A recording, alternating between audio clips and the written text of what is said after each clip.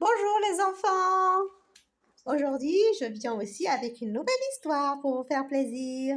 Vous êtes prêts à m'accompagner dans mon royaume? Carotine, la petite carotte prétentieuse. Il était une fois, dans un grand marché de légumes, une petite carotte bien orgueilleuse qui s'appelait Carotine. Tous les légumes la connaissaient et tout le monde savait qu'elle était prétentieuse. Avant même d'être choisie, Carotine regarda la pomme de terre, toute ronde et terne, et dit fièrement: Oh là là, toi tu es toute marrant et plein de terre. Personne ne va te regarder. Moi, regarde mes couleurs. Je suis brillant, je suis parfaite. Je vais être choisie. En premier, c'est sûr. Tu verras. Elle leva le torse, plissa ses yeux et se dit: Aujourd'hui, je suis sûre, je pars. Je suis la reine du marché.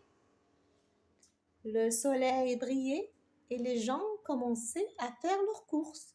Une dame s'approcha et demanda au marchand: Bonjour, s'il vous plaît, je voudrais une livre de carottes. Choisissez bien. Oui, prenez celle-là, c'est parfait. Le marchand prit Carotine et la mit dans le sac.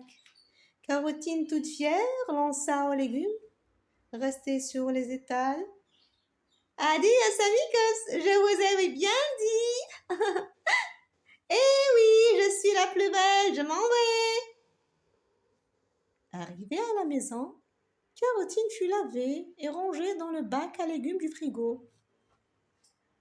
Elle leva les yeux et découvrit son nouvel univers. Une salade râleuse, presque fanée, un petit poivron tout mou, une tomate sarcastique qui commençait à noircir. Carotine les regarda avec dédain. Oh mon Dieu! Mais regardez-vous, vous êtes complètement aplatis, sans fraîcheur et en plus quelle odeur! Puis elle soupira.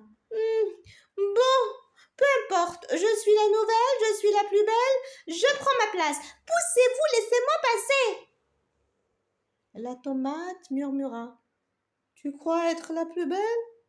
On verra dans 2 semaines. La salade ajouta en grognant. Et attends de voir l'odeur qui va se dégager d'ici là. Tu verras. Le frigo, d'une voix douce mais ferme, siffla presque entre ses étagères. Silence! Elle est nouvelle. Elle va apprendre. Donnez-lui du temps. La première nuit, Carotine passa tranquillement, un peu à l'écart, persuadée que tout allait bien se passer pour elle. Le lendemain, la maîtresse de maison ouvrit le frigo.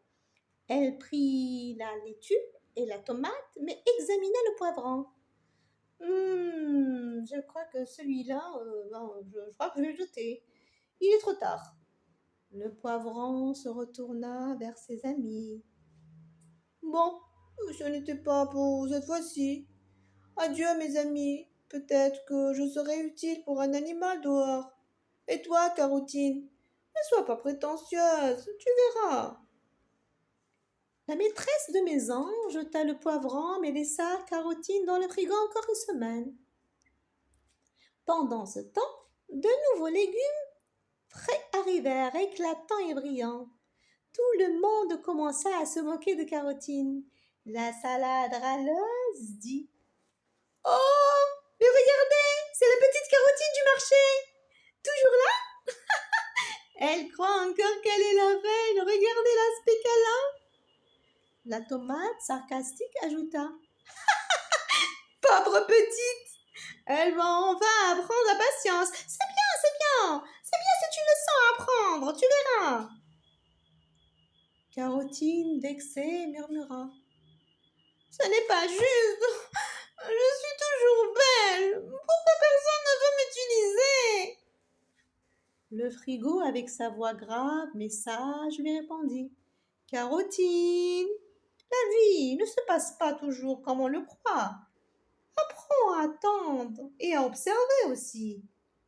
Carotine soupira et dit d'une voix basse: Bon, je vais faire semblant de me cacher derrière la laitue. Oh non, zut, je suis trop visible. Une semaine plus tard, la maîtresse de maison ouvrit le frigo. Elle entendit un petit chahut. Mais qu'est-ce que c'est ça? Mais qu'est-ce que c'est ce bruit? Elle regarda dans le bac et vit Carotine avec ses deux petits yeux et sa petite bouche triste, entourée des légumes qui la regardaient surpris. Mais, mais c'est pas possible! Vous êtes vivant? Balbutia-t-elle. Carotine hocha timidement la tête. Ben oui, vous savez, je voulais justement être utile. Le frigo murmura. Carotine, tu commences à comprendre maintenant? Carotine baissa les yeux. Oui, bah, j'étais trop fière et même trop vaniteuse. La maîtresse de maison s'accroupit. Oh, mes petits légumes! Oh là là, je ne savais pas, vraiment, vraiment, je ne savais pas.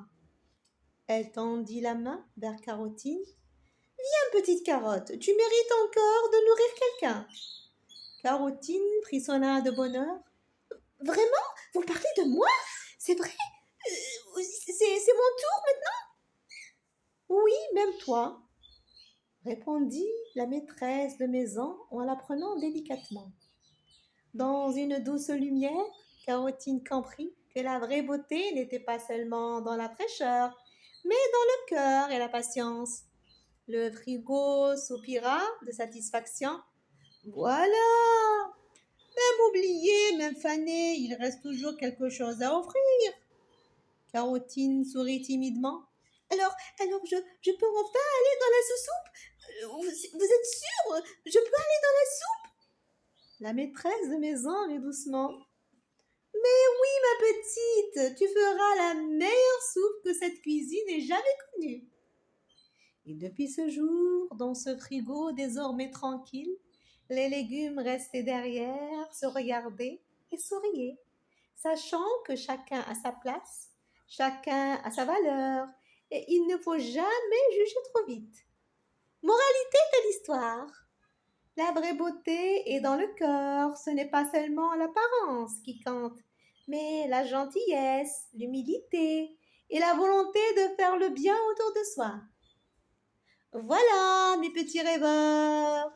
Alors, si vous avez aimé, mettez un petit pouce.